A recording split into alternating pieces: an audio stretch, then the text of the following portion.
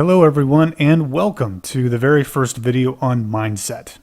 So up to this point, we have covered the OODA loop and the closed loop effect. And so just to review that a little bit, the OODA loop is a decision-making process that we use every single day, and it's a constant improvement decision-making process.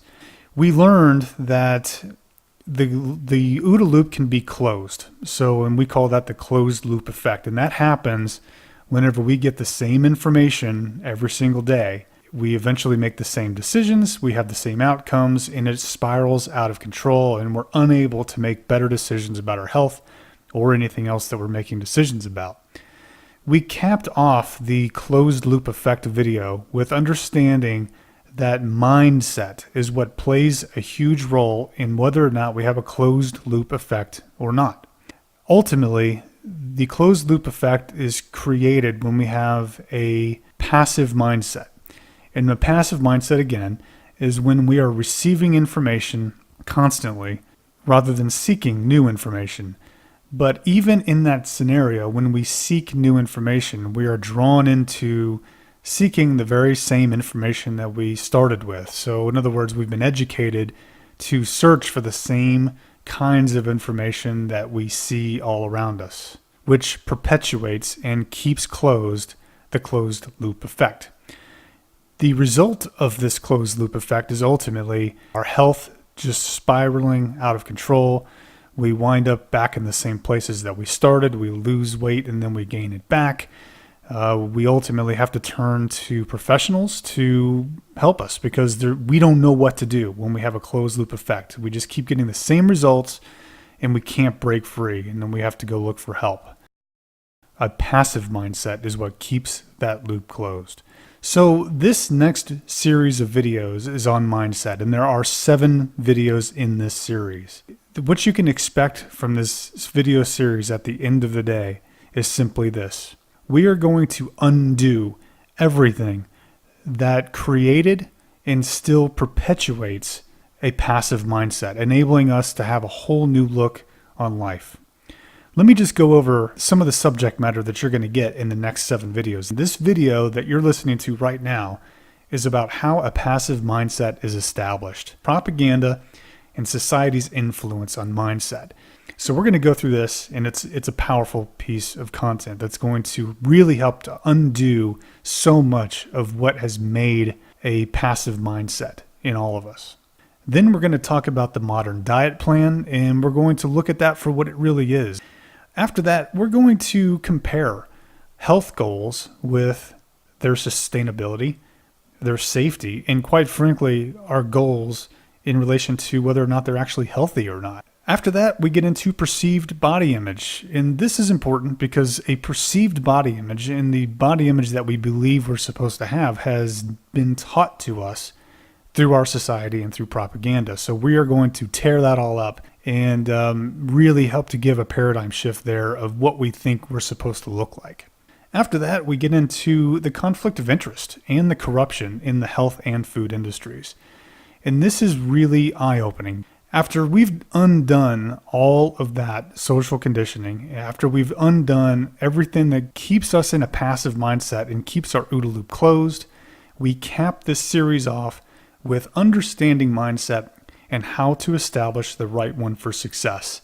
And this is a paradigm shifting, mind-blowing, for lack of a better term, part of the series. You know, this last video, this video on understanding mindset and establishing the right one for success, may be the most important video in this entire series, because this is the video that gives you the power to have the right active mindset for the rest of your life. Once you have a paradigm shift like this from a passive mindset to an active mindset, you can never have that taken away from you. It is yours for life from that point forward, and it's the basis for changing course on the way that you take care of yourself and your health. And it gives you the authority, it gives you the power to be able to take care of your health for the rest of your life. What I like to say is that not only are you going to be the captain of your ship, you're also going to be at the helm. So enough about that. Let's go ahead and actually get into how a passive mindset is established, which is what this particular video is all about. Passive mindsets are established in a variety of different ways, and we're going to cover them in 6 subcategories. The first is going to be food advertisements, and then it's going to be diet plan advertisements. Then we're going to talk about artificial ingredients, the news, then financial and political power, and finally, the internet. So let's go ahead and start off with the first one, which is food advertisements. So when you think about food advertisements, you might think of what you see on TV or billboards or radio, but regardless, food advertisements are absolutely everywhere. And we talked about this in the OODA loop where we called it information inundation, and that's exactly what this is. When you consider the fact that these are advertisements coming from the food industry or big agriculture or big ag as it's called, the 2 top objectives of the food industry is simply this. One is to make revenue and the other one is profit, and not necessarily in that order. When you consider the fact that revenue and profit are at the top of the list for food companies, health is not at the top of their list. Everything else is just secondary. Let's look at the brutal truth, just like we talked about in the OODA loop. The brutal truth is this. Whenever your top objectives is revenue and profit, selling you food is just the means by which they do it. Knowing this, it gives us the opportunity to look at food advertisements with a new viewpoint. In other words, it's not there to make you healthy, it's there to make them money. So clearly, this is not focused on our health. This is focused on just making money and driving profit. This is also a source of implied truth. We talked about this during the OODA loop as well. For example, you might see an advertisement for food that says, hey, this is low fat, or it's fat free. Well, without saying anything, that's implying that it's somehow good for you. It's good for your health without actually saying it, even though that particular food might be loaded with MSGs, also known as monosodium glutamate, and high fructose corn syrup, preservatives, food colorings, and who knows what else.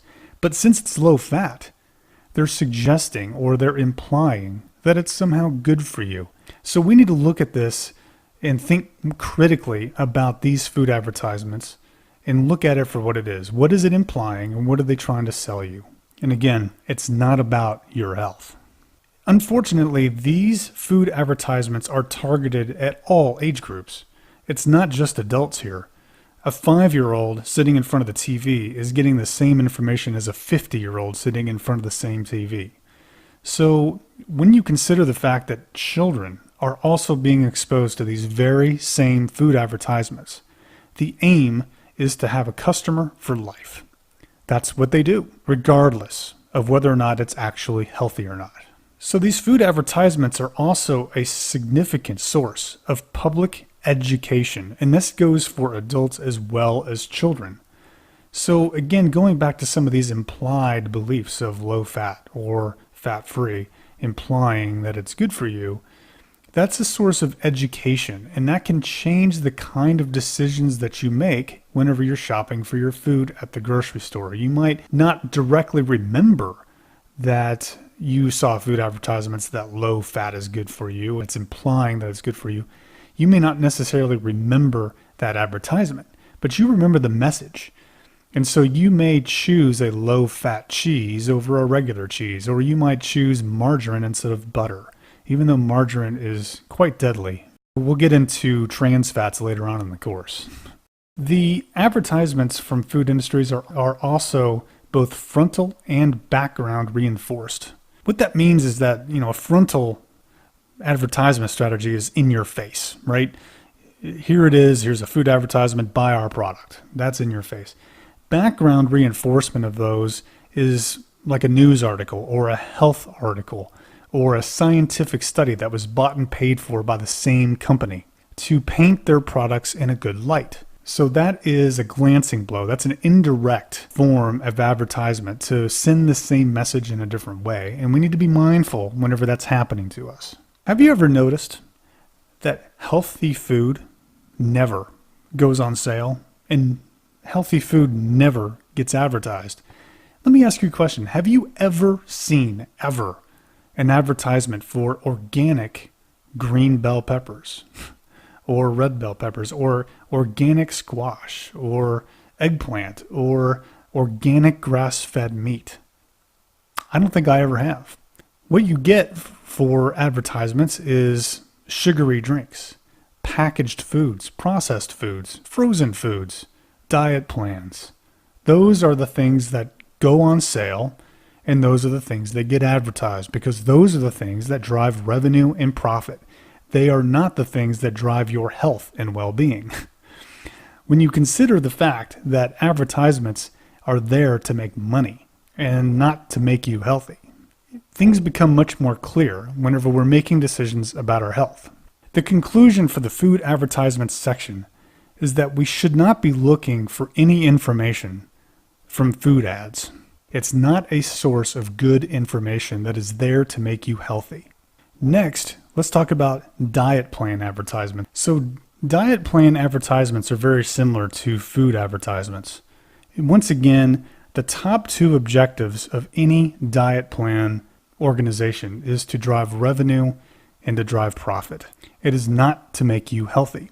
As a matter of fact, the goal is to make you lose weight at any cost, whether or not that's healthy or not. Certainly, if it was their goal to make you healthy so that you could lose weight, it wouldn't be called a diet plan. It would be called a health plan. So clearly, diet plan advertisements are not focused on our health. They are focused on the result or losing weight rather than actually becoming healthy. And you might also have noticed as well that the organizations that sell weight loss do not provide any good information or education on becoming healthy because that is counterproductive and does not drive revenue and profit. As a matter of fact, they need you to be overweight so that you can lose it with their plan. That's the whole point. This is another source of public information inundation, going back to the OODA loop. There is an unbelievable amount of information out there and advertising out there about diet plans, and it completely saturates the market. This is a great source of passive mindset because we are being inundated with it all the time, and it keeps our mindset in the idea that if we need to lose weight, we have to go on a diet plan, and that's exactly what they want you to think. When I've mentioned before that health drives weight loss does not drive health. Once again, this is a significant source of public education. It's implied, once again, that losing weight drives health and brings you all the great things that health provides, all because you just went on their diet plan and lost weight. And of course, if you can, think to any diet plan you've ever seen on TV, they always show the pictures of these smiling, happy people. And at the end of the day, it sends this implied message that losing weight on their diet plan will bring you everything that you want in your life and then some, and it just is not the case. Unfortunately, once again, this is targeted at all age groups.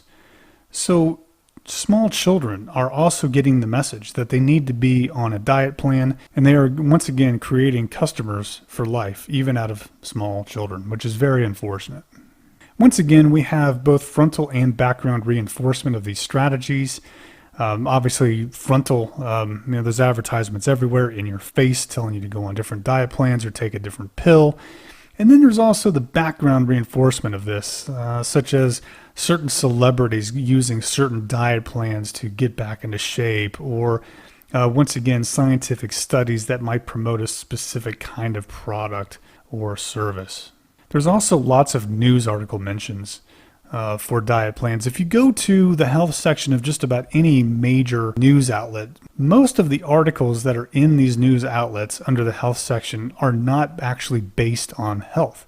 They're based on a surgery or some sort of a procedure or a pharmaceutical drug or a diet plan. None of them are about actually establishing optimum health for any of us. So once again, the conclusion here with diet plan advertisements is not to look for diet plans for any guidance, for any information, and it's certainly not there to drive optimum health. It's there just to give you a result. Next, let's take a look at artificial ingredients. Artificial ingredients are added to all different types of packaged and processed foods these days.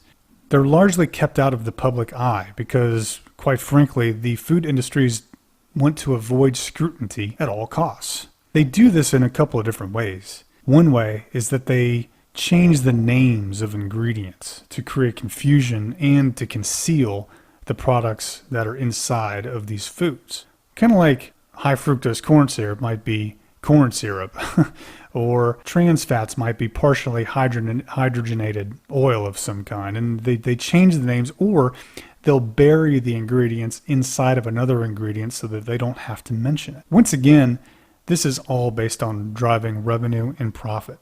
The artificial ingredients are meant to make the foods look appealing with food coloring. They're also there to improve the taste, to make your tongue and your brain literally believe that this product tastes better than it actually does by using MSGs or high fructose corn syrup and other chemicals. Also changes the texture, but none of the outcomes for these food ingredients, these artificial ingredients, are meant to make you healthy.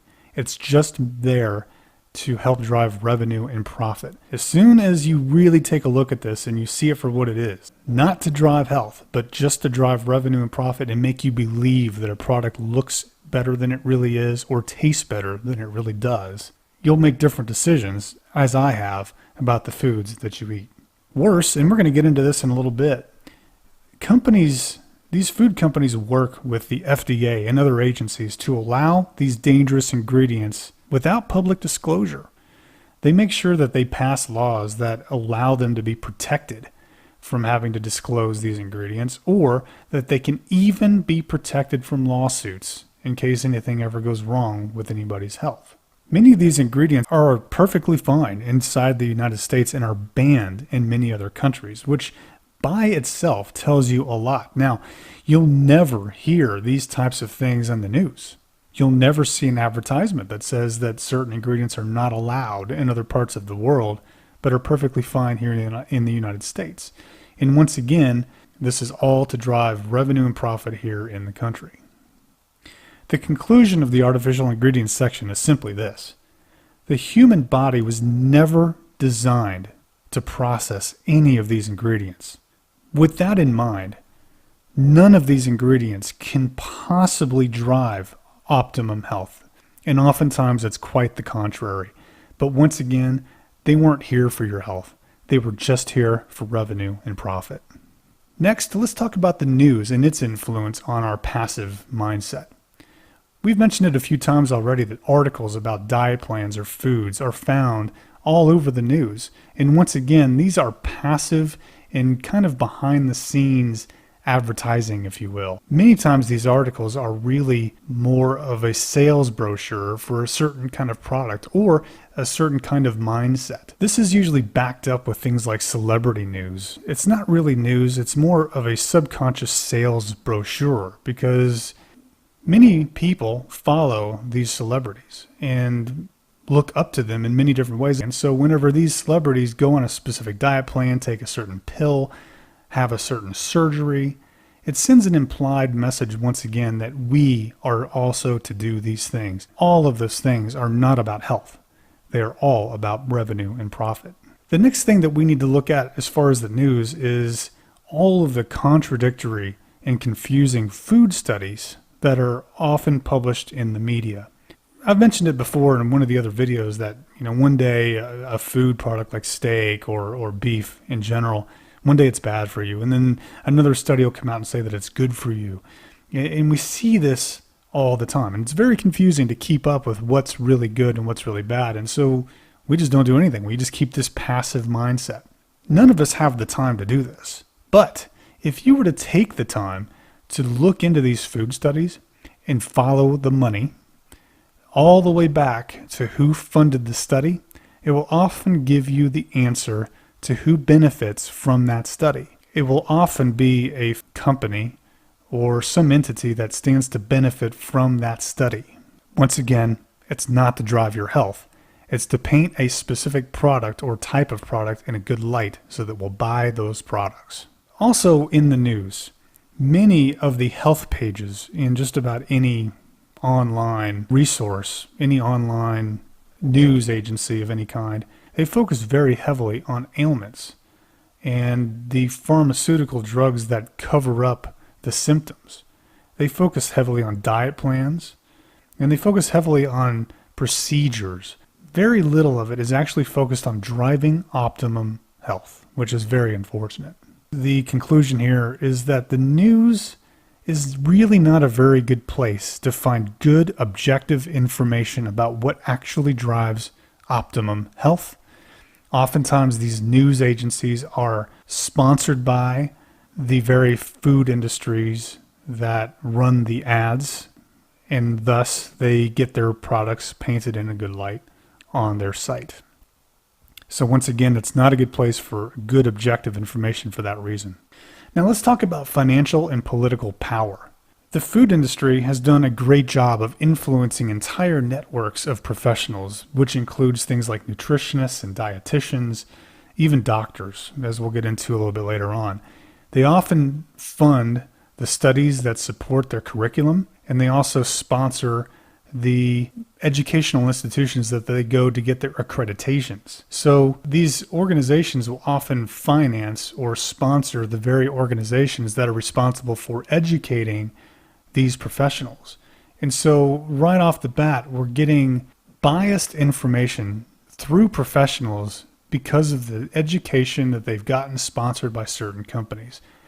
This goes back once again to the OODA loop, where we have to take all of the information that we get from these professionals, as well as our own research, to really orient ourselves well to make better decisions about our life.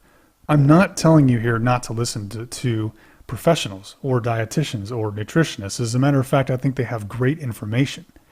But we still have to feed their information into our own OODA loop to make good decisions about what we do about our health on a daily basis.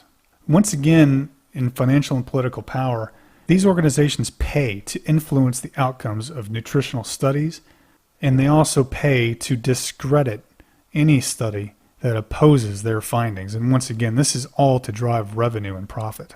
These organizations also influence the FDA through the passing of laws and regulations that benefit them. And once again, they don't benefit your health. The executives of pharmaceutical companies and food industry executives is a revolving door between the companies they're coming from and agencies in the government, so that we pass laws and regulate these organizations by the very people who came from them. In other words, the very people that came from these organizations go into government positions to regulate the very industries they just came from. So the conclusion here is that we need critical thinking when we are being confronted with information from even federal institutions that are already infiltrated by industry executives. You have to ask yourself in this situation, is your best interest really at the front and center of everything that they do? Or is it revenue and profit? Next, let's look at the internet.